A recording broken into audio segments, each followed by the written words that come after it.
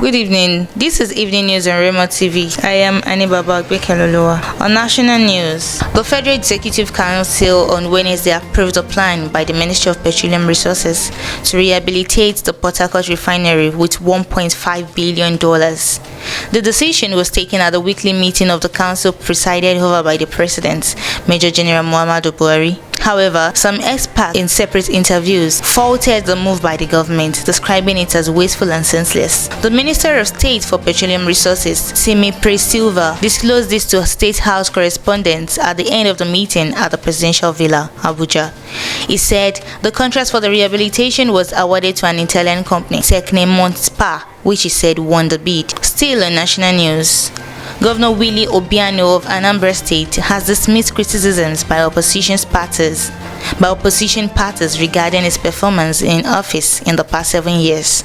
The Minister of Labour and Employment, Chris Ngige, and the Anambra State chapter of the People's Democratic Party have described the Obiano administration as a disaster. They spoke in separate statements in Awka on Wednesday as the governor marked its 70th year in office without fanfare. They said the Awka International Cargo Airport, the Awka Township Stadium, the 10,000 capacity International Conference Center in Awka, as well as 3 flyovers were the only signature projects of the governor within the period. Ngige said, "We, APC, will use our broom to sweep him and the party out of government house. We want to drive away Governor Do Nothing, who's sitting there. You can't be a governor and just cross your legs and be playing music and say you're a governor." On international news, the lane winter lockdown caused up to 27,000 extra deaths in England. The Resolution Foundation think tank has claimed it as it accused the government of a huge mistake, which will be central to any public inquiry into the UK's handling of the pandemic. In an assessment of policy over the last year, it said delaying the start of the latest lockdown until January, despite evidence of fast rising cases before Christmas, led to around a fifth of all fatalities caused by the virus.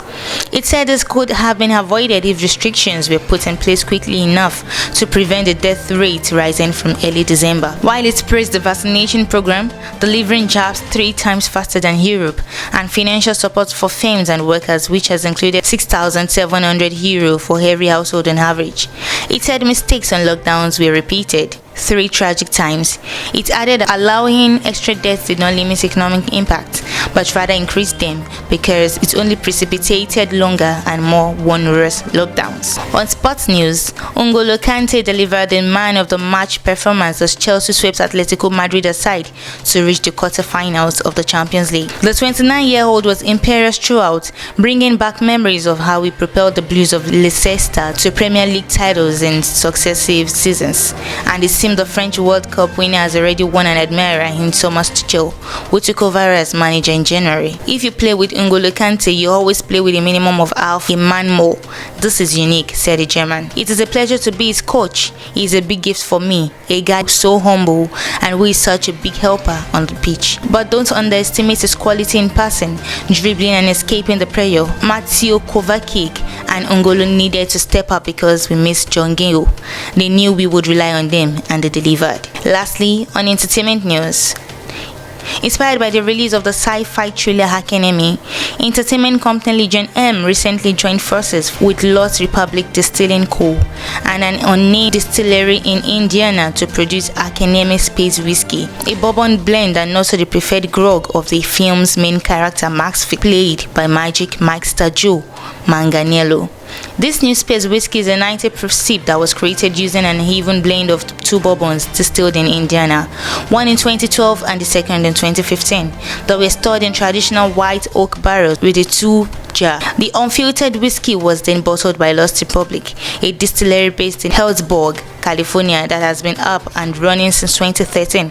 Official tasting notes are below. Everything we do is with the Legion M community of fans and creatives in mind. Legion M co-founder and CEO Paul Scanian said in a prepared statement, "It seemed like a logical next step to bring the space whiskey from Academy to life.